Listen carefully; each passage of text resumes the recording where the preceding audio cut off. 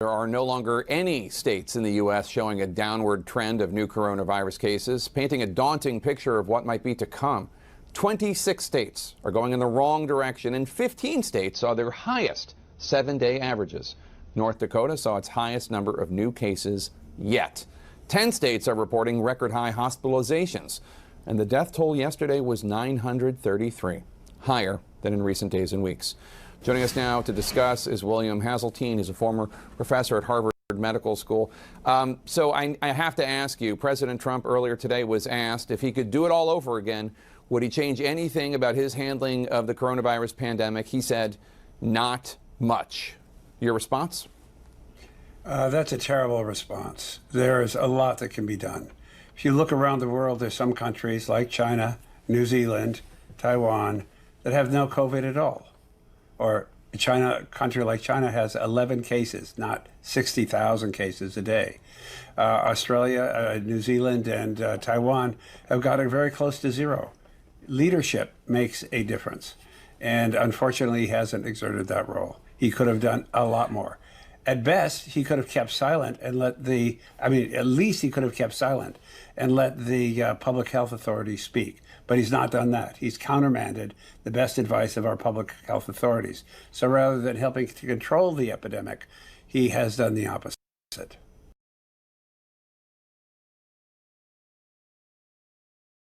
Because Operation Warp Speed, the administration's effort, announced this week their timeline. They say by the end of 2020, all vulnerable people will be vaccinated.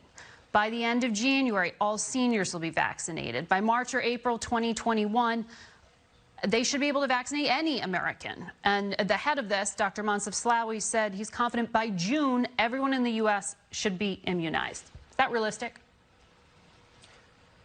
Well, I think it's aggressive. Look, this is first based on a presumption that these pivotal trials that are underway by Moderna and Pfizer actually read out and demonstrate that these vaccines are safe and effective. We all hope for that. We believe that's going to be the case based on the early data, but you don't know until you turn over the card on those trials. Assuming things go well, there is a chance that they could roll out this vaccine in time to get the elderly population in the United States vaccinated, the first dose of the vaccine. But remember, they need to now wait a month to get the second dose, and then there's a period of time of a week or two until they have protective immunity from that vaccine. So you're looking really at 2021 until the vaccine really kicks in. In terms of the entire population, I think it's unrealistic to think that we're going to have a vaccine widely available for general distribution and authorized by the FDA for mass distribution until probably the second quarter of 2021, later on the second quarter.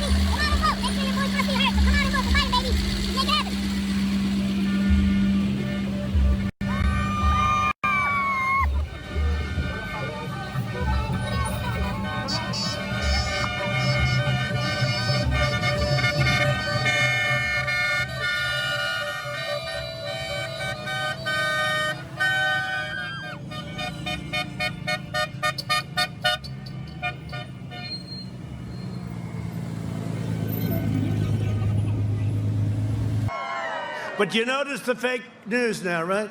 All they talk about is COVID, COVID, COVID, COVID, COVID, and we've made such progress. It's incredible. Excuse me, I'm here.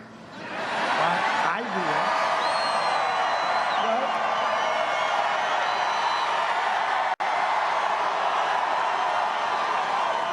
I mean, I wasn't exactly feeling great. It's been a long time. I wasn't exactly feeling great. And I met with great doctors. One thing, when you're president, you got plenty of doctors. We have one of them here tonight, I think, right? We have our great White House doctors traveling. Sean, he's become very famous. Where's Sean? He's become, oh, is that Sean? Look at Sean. Look at him. Wow. You know, he's got a big ego. He loves it when I mention his name.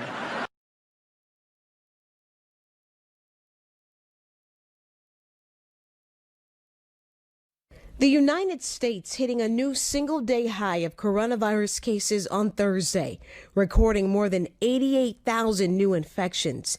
It's the third time during the pandemic that the country surged past the 80,000 mark, and all three happened in the past week. I think it's a direct result of two horribly fatal errors. One is our failure to mask up this country at the end of March or the beginning of April, and also a failure of us to get enough testing out throughout the country. And all this came about by sidelining the professionals who knew what they were doing. An influential new model from the University of Washington's Institute for Health Metrics and Evaluations is now predicting that the total coronavirus death toll may reach nearly 400,000 Americans by February 1st if behavior doesn't change. And by early next year, the country could see more than 2,200 deaths per day. This is the hardest point in this pandemic right now, the next 2 months. 17 states are seeing new highs in hospitalizations from the virus. In El Paso, Texas, the county judge ordered all non-essential business to shut down starting today. County health data says there are over 14,000 current coronavirus cases, and the hospitalization rate is rising. The Midwest seeing dramatic increases in cases. Here in Illinois, the state reporting its highest number of daily new cases thus far. Ohio also seeing record cases and hospitalizations. Virus is raging throughout the state of Ohio. There's no place to hide. The high case number in North Dakota forcing the governor to raise the risk level in 21 counties. The governor warning residents about the holidays. We've got a difficult operating environment for the next 2 months because the natural rhythm that we have in our state and the natural rhythm of holidays in our country. This is going to be a really challenging time for us as a state and as a nation.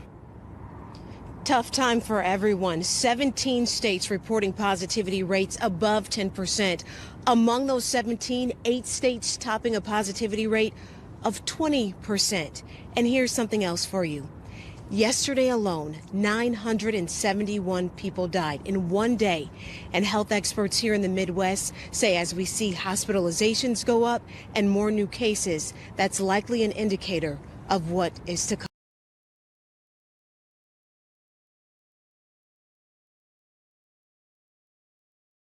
And you know that everything's COVID, COVID, COVID. You know that. You turn on the news, COVID, COVID, COVID, COVID, COVID.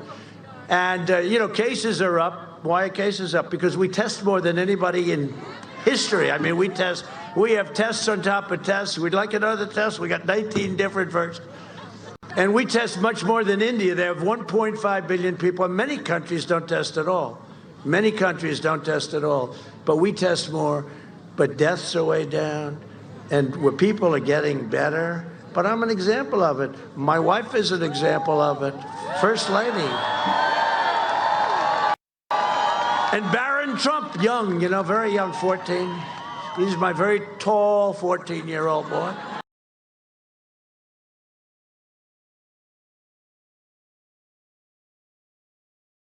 do believe Laura Ingraham is here someplace. Where is Laura? Where is she? Where is Laura? I can't recognize you. Is that a mask? No way. Are you wearing a mask? I've never seen her in a mask. Look at you. Whoa, she's being very politically correct. Whoa. Whoa, I've never seen.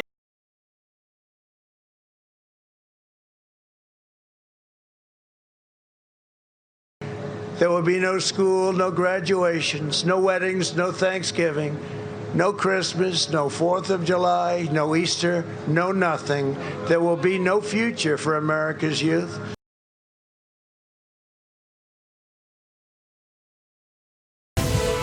We're following the breaking pandemic news. The United States just topped 9 million confirmed coronavirus cases. The number of Americans dead in the pandemic has now surpassed 229,000 people. Let's get some more from CNN's Nick Watt. The average daily death toll from this disease, already rising, might triple between now and mid-January. Nearly 400,000 could be dead in America by February 1st. This, according to one regularly cited model. And if states don't reimpose measures to slow the spread, those modelers say the death toll might top 500,000. Our hospitalizations are going up, individuals in the ICUs are going up, and sadly, we are losing more people. Right now, the problem isn't that we don't have the right rules in place, it's that people aren't following them. In New Mexico, one doctor warns that if nothing else is done, by December, we would have so many cases, we would be that point where we're in MASH tents. This month, more than half of states have reported record daily case counts. The virus is all over the country now. It's not limited to New York or Boston or the Northeast. It's all over the country now. There's a spike in Illinois, a record today, and today Chicago closed all indoor restaurants and bars. There's also a spike in El Paso, Texas. And if we don't respond, we will see unprecedented levels of deaths. So that judge just closed all non-essential services for a couple of weeks.